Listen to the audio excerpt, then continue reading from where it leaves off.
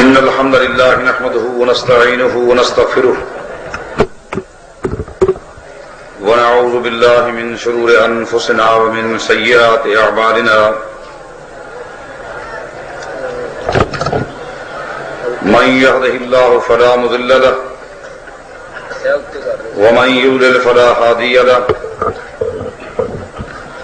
وأشهد أن لا إله إلا الله وحده لا شريك له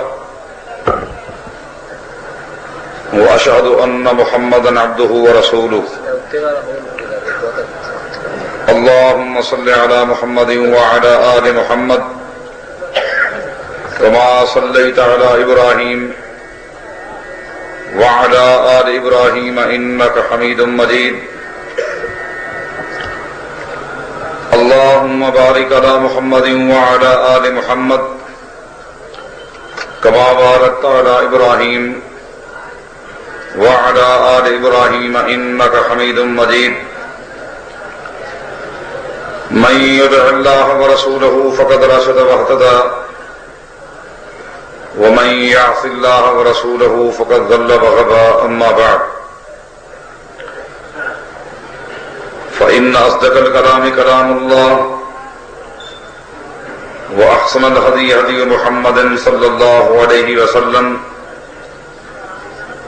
وشر الأمور محدثاتها وكل محدثة بدعة وكل بدعة ضلالة وكل ضلالة في النار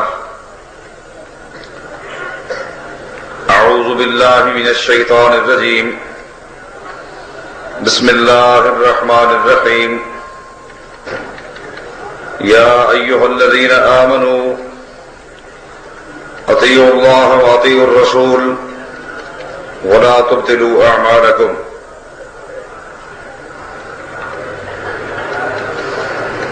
واجب الاحترام علماء کرام، بزرگان دین، نوجوان ساتھیوں، آپ نے مجھ سے قبل میری جماعت کے جید علماء کرام کے خطابات سنے ہیں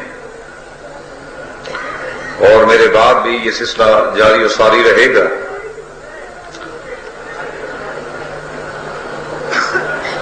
میں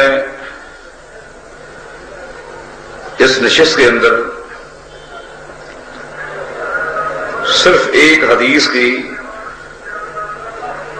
تشریح آپ احباب کے سامنے پیش کروں گا. اللہ سے دعا فرمائیں کہ اللہ تعالیٰ حق گوئی کی توفیق بخشے. وہ حدیث کیا ہے جس کی تشریح میں نے آپ کے سامنے پیش کرنی؟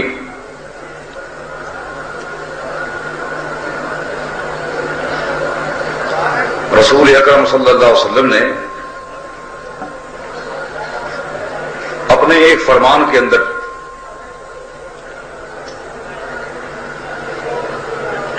ایک نجد کو فتنوں کا مرکز کہا ہے. نجد، یہ لفظ آپ نے سنا ہوگا کہ فلاں نجدی ہیں. میں اس لفظ کی آج وضاحت کروں گا اور بڑی غلط فہمیاں انشاءاللہ دور ہوں گی.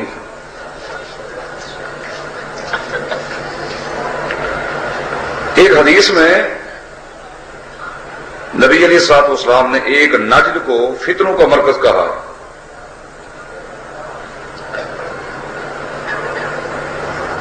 تو میں آپ کو بتاؤں گا کہ نجد کس کو کہتے ہیں اور جس نجد کو فتنوں کا مرکز کہا ہے اس نجد کا پورا نام کیا ہے. میں اپنی اس گفتگو میں کسی محدث کے قول کو پیش نہیں کروں گا، کسی فقیہ کی فقاہت کو، کسی مجتہد کے اجتہاد کو پیش نہیں کروں گا، بلکہ اس نجد کی تشریح میں امام کائنات محمد الرسول اللہ صلی اللہ علیہ وسلم کی احادیث مبارکہ آپ کو سناؤں گا. تاکہ اختلاف ہی نہ رہے. کسی محدث کے قول سے اختلاف ہو سکتا ہے، کہنے والا کہہ سکتا ہے کہ یہ فلاں محدث کے قول کے مطابق یہ نجد ہے، لیکن فلاں کے نزدیک یہ نہیں. لیکن جب نبی علیہ السلام کا فرمان آئے گا تو کوئی مسلمان اختلاف نہیں کر سکتا. نجد عربی کا لفظ ہے. جس چیز میں قدر بلندی ہو، جو چیز اٹھی ہوئی ہو، ابھری ہوئی ہو، جس میں رفعت ہو، اس کو عربی میں نجد کہتے ہیں. وَهَدَيْنَاهُ النَّجْدَيْنِ.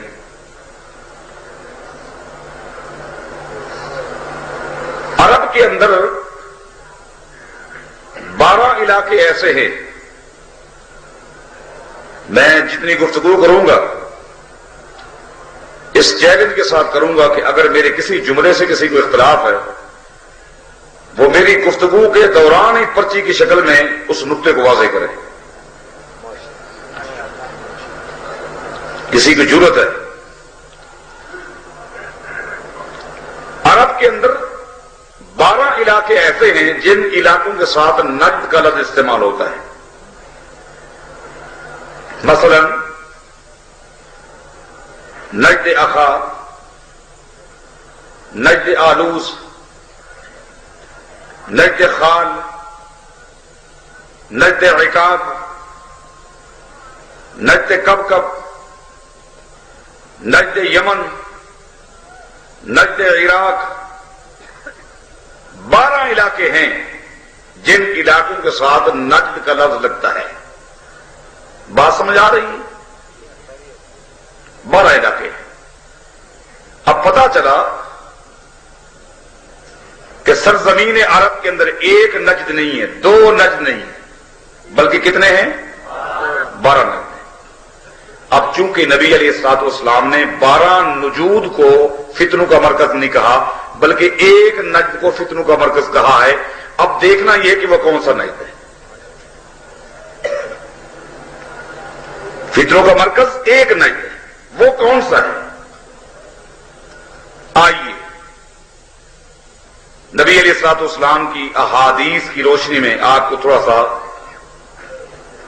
معلومات دینے کی کوشش کر رہا. نبی علیہ الصلوۃ والسلام کی حدیث ہے جو کہ صحیح بخاری کے اندر ہے، اور یہ حدیث مسند احمد کے اندر بھی ہے. ایک دن نبی علیہ الصلوۃ والسلام نے فرمایا کہ اللہم بارک لنا فی شامنا، اللہم بارک لنا فی یمننا. اے اللہ، ہمارے لیے ہمارے شام کے اندر بھی برکت عطا فرما، اور ہمارے لیے ہمارے یمن میں بھی برکت عطا فرما. جب نبی علیہ الصلوۃ والسلام نے ان 2 علاقوں کے لیے دعا کی تو آپ کے آگے درخواست پیش کی گئی. قالوا یا رسول اللہ صلی اللہ علیہ وسلم وفی نجدنا. آپ سے عرض کیا گیا کہ اے اللہ کے رسول صلی اللہ علیہ وسلم ہمارے نجد کے لیے بھی دعا کر دیں. اب دوبارہ نبی علیہ السلام نے دعا شروع کی اور فرمایا کہ اللہم بارک لنا فی شامنا، اللہم بارک لنا فی یمننا. وہی پہلے والے الفاظ ہیں، یہ حدیث صحیح بخاری کے اندر ہے. پھر دوبارہ آپ نے ملک شام اور ملک یمن کے لیے دعا کی. دوسری مرتبہ بھی آپ سے یہی درخواست کی گئی وفی نجدنا، ہمارے نجد کے لیے بھی دعا کر دیں. تیسری مرتبہ پھر نبی علیہ السلام نے دعا کی شام کے لیے اور یمن کے لیے. پھر بھی آپ سے یہی درخواست کی گئی. جب درخواست کی گئی تیسری مرتبہ تو نبی علیہ الصلوۃ والسلام نے جواب دیا ہن الزلازل والفتن. تم نے جو نجد کی برکت کے لیے نجد کے لیے دعا کی، تم نے درخواست کی ہے نا، تمہیں پتا نہیں وہ علاقہ تو زلازل کا ہے، وہ تو فتنوں والا علاقہ ہے، وہ تو فتنوں والا علاقہ ہے. وَبِهَا يَطْلُعُ قَرْنُ الشَّيْطَانِ. شیطان کا سینگ بھی طلوع ہوگا تو نجد سے ہوگا۔ اب اس حدیث سے اتنا پتا چلا، ابھی باتیں نہیں ہوئی بات، اتنا پتا چلا کہ ایک نجد ایسا ہے جو فتنوں کی آماج کا، فتنوں کا مرکز، زلازل، شیطان کا سینگ وہی سے طلوع ہوگا۔ اس سے اتنا پتا چلا ہے۔ آئیے ایک اور آپ کو حدیث سناتا ہوں صحیح مسلم کے حوالے سے۔ نبی علیہ الصلوۃ والسلام نے فرمایا کہ ان الفتنۃ تجیء من ها هنا واوما نحو المشرق من حيث يطلع قرن الشيطان۔ ایک دن نبی علیہ الصلوۃ والسلام نے مشرق کی طرف اشارہ کیا، مشرق کی طرف اشارہ کرتے ہوئے نبی علیہ الصلوۃ والسلام نے فرمایا کہ یہ فتنوں کا مرکز ہے، شیطان کے طلوع ہونے کی جگہ ہے۔ صحیح مسلم کی اس حدیث سے تھوڑی سی اور وضاحت ہو گئی۔ آپ پوری توجہ کریں گے تو انشاءاللہ آپ کو میری بات سمجھ آئے گی۔ اس حدیث سے تھوڑی سی اور وضاحت ہو گئی، اور وہ یہ ہے کہ جس نجد کو فتنوں کا مرکز کہا گیا ہے وہ مدینہ منورہ سے مشرق کی سمت پہ ہے۔ اتنا پتہ چل گیا صحیح مسلم کی اس حدیث سے کہ وہ